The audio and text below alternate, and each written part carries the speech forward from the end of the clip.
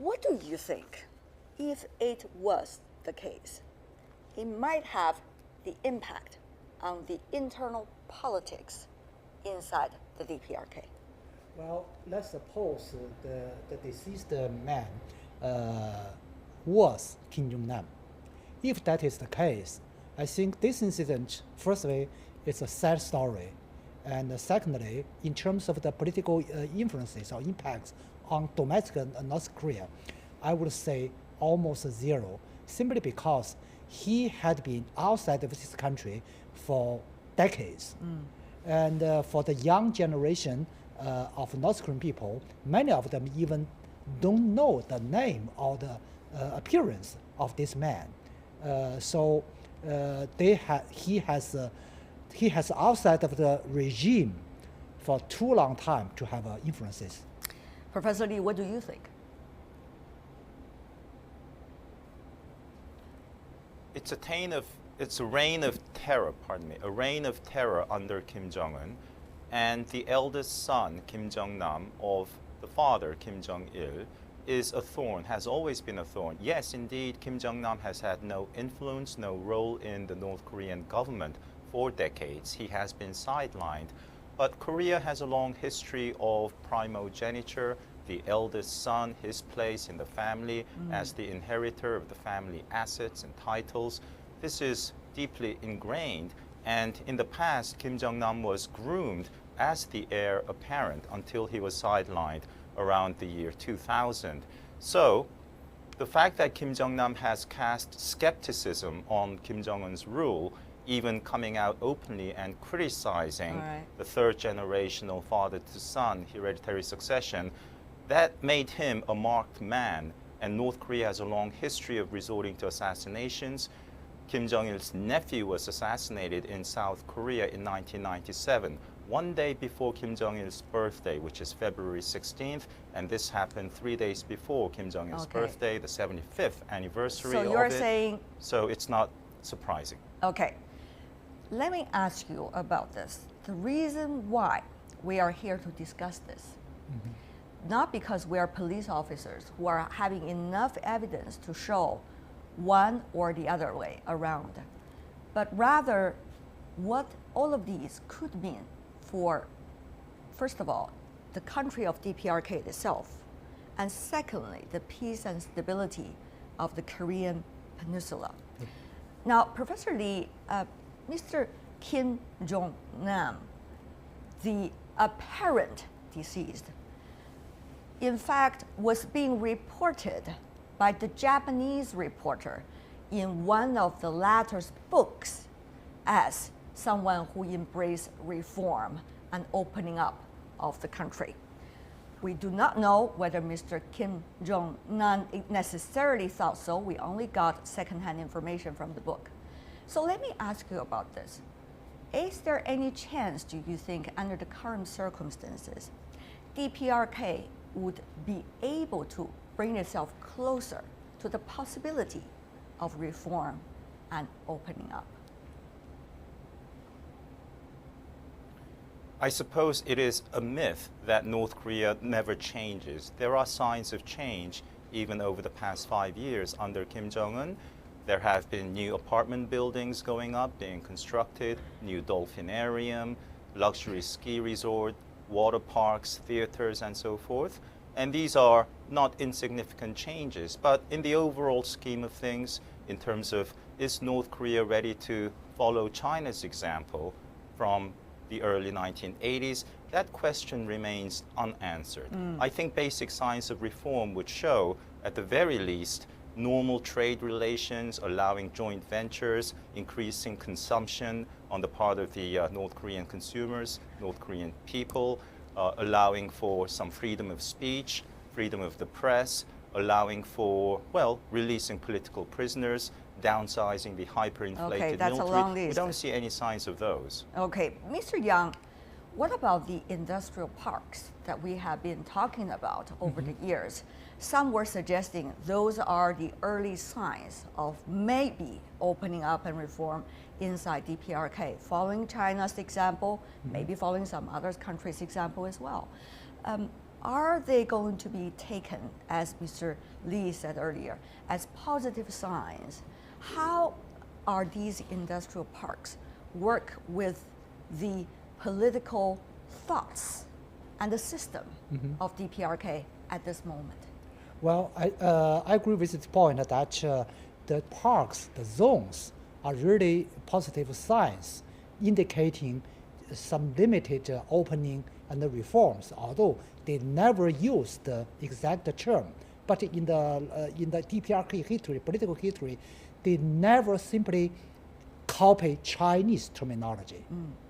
So they develop their own terminology to describe the same thing, say same thing with different title. Returning to your question, zones, yes, they are trying to open it, but they are doing something contradictory. On one hand, they want to open their economy so that they can modernize the economy. But on the other hand, they develop their nuclear weapons that close the doors. They open the door by one hand and then they close the door by nuclear but on the other hand. So for example, under Kim Jong Un, during the past 5 years, the developed zones has been set up by 21 zones in the whole country. But right after they sharply increased the number of the zones, they conduct 2 nuclear tests and trigger new round of sanctions that kills all opportunities for the zones. So that's the real situation now. We talk about the deceased, the possibility that he might be the half-brother of the current DPRK leader. It's because people are looking at him as an alternative, maybe an alternative of thoughts, or maybe someone who could provide at least some words to his half-brother in terms of where the country is going. So it's important that we understand the life of Mr. Kim Jong Nam. Let's take a look at this. Kim Jong Nam was the eldest son of the late DPRK leader Kim Jong Il. Known for his modern lifestyle, he spent a significant amount of time living outside the DPRK. He was once seen as heir apparent to his father, but in May 2001, Jong Nam was caught using a fake passport in an attempt to enter Japan to visit Tokyo Disneyland. Following that incident, he was believed to have fallen out of favor with his father. Also in 2014, a Moscow newspaper reported that Jong Nam was having financial problems.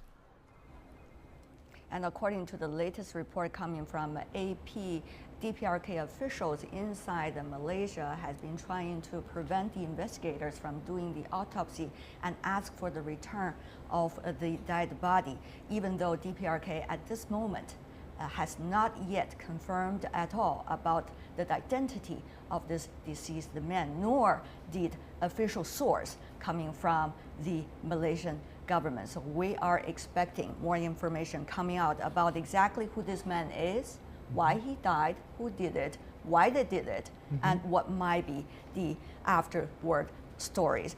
Having said that though, let's come back to the most important thing, which is what this could mean under the current circumstances, still a myth for the Korean Peninsula. Professor Lee, so many changes, as you and I have been talking about over the past few weeks, concerning the peace and stability Korean Peninsula. Just to name a few, the launch of intermediate range missile by DPRK, the coming into power by Mr. Trump as the US president, who talked during his campaign. He wanted to sit down with Mr. Kim Jong Un, the current DPRK leader. And also the changes of South Korean politics at this point, certainly chaotic. Meanwhile, China trying to bring it back, the discussions of maybe six-party talks or multi-party talks at this point about Korean Peninsula. Professor Lee, how would you read these mixed realities at this point? And what would this mean for this mixed reality? I think, to say the least, we can expect a period of chilly, frosty relations between the US and North Korea, and that has an impact on Sino-US relations, China-South Korea relations, inter-Korean relations as well. The latest missile test that came last week is a sign of North Korea's strategy of graduated escalation.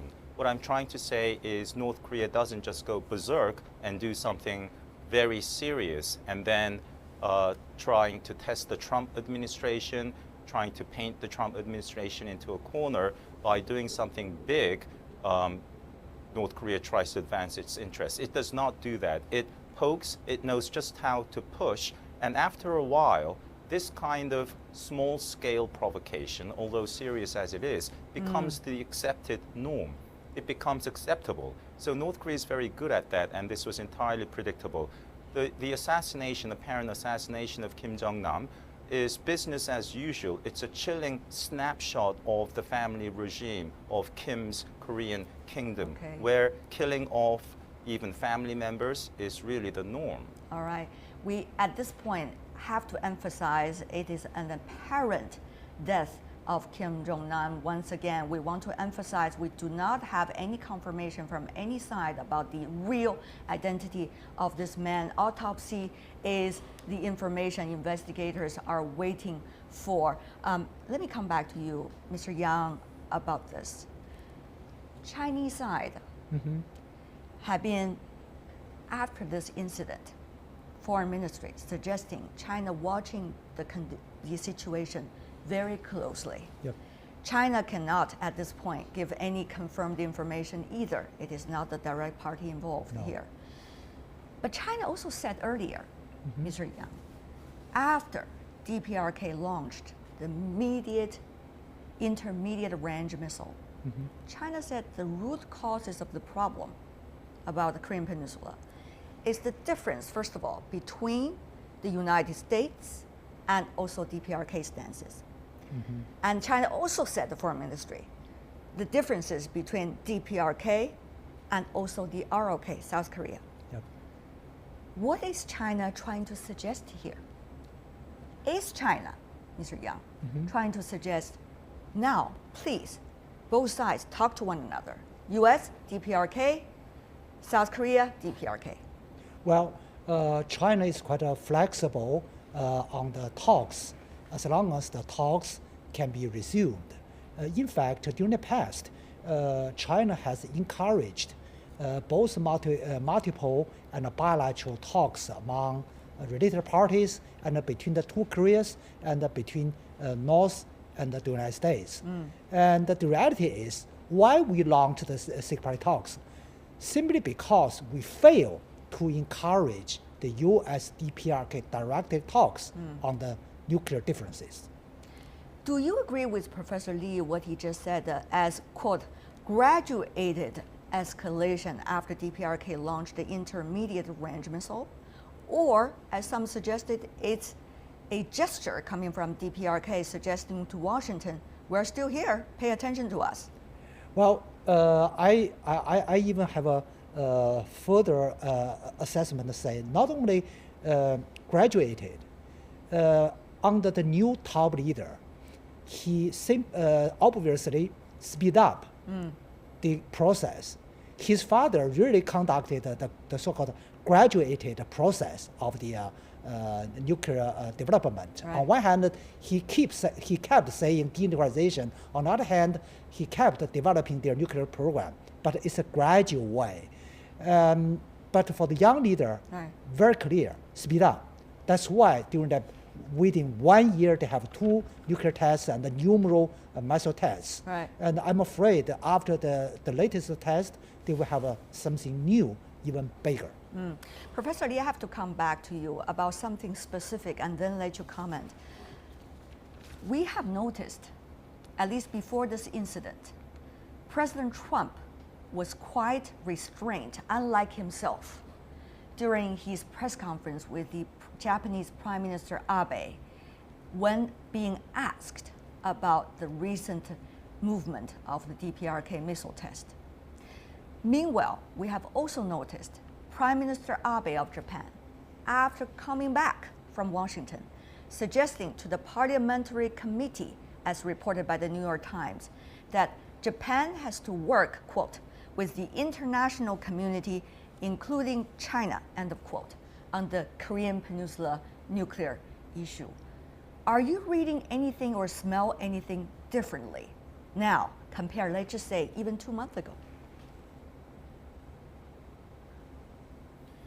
I think a restrained response is preferable to an emotional outburst. It never pays to show your displeasure or emotion on the big international political stage. So if you are verbose and resort to rhetorical condemnation, saying things like this is unacceptable, it's a serious provocation, there'll be serious consequences for North Korea, with each North Korean provocation, it doesn't really advance your interests. So Trump's measured response, whether it was by design or some other factor, I don't know, was, I would say, appropriate. And Mr. Abe's mention of China's role, of course, is a truism, because China is perhaps the key in resolving the North Korean nuclear issue. Years ago, a US Secretary of State, Colin Powell, responded very emotionally after North Korea threatened a US delegate in Beijing in April 2003, when the first North Korean nuclear issue flared up, the second, pardon me, in 2002. And the North Korean told the American that we have uranium, nuclear weapons, we're going to proliferate, what are you going to do about it? And the secretary said, we will not allow North Korea to threaten us. That kind of response is unnecessary. So what Trump did was actually good. Mr. Yang, some were suggesting re-streamline of strategy coming from the United States. At this point, it's still not clear, therefore President Trump quite restrained. Don't want to show the card when he doesn't have the card. Secondly, this latest incident certainly is adding complexity to the possible solutions. Exactly. But Mr. Yang, we Asians always have the wisdom of crisis and opportunities come in one word, even in Chinese. Yes. So, at this critical juncture, nobody knows exactly what the nature of the story is. Investigation is still going on. How all sides should behave in order to make it not a crisis, not a graduated crisis, as Professor Lee earlier hated to suggest, but rather maybe even a better opportunity? Well, first of all, I think all the parties should keep objective and calm down attitudes towards this incident till the real conclusion, reliable conclusion comes out. Then we can discuss, we can make assessment, we can make remarks, even policy making. Before that, anything, doing anything is not proper to react to such an incident. And secondly, we should pay more attention to the bigger picture. Say now the Korean Peninsula situation is at a crossroad. Self-restraint will be helpful to push the situation towards the right direction.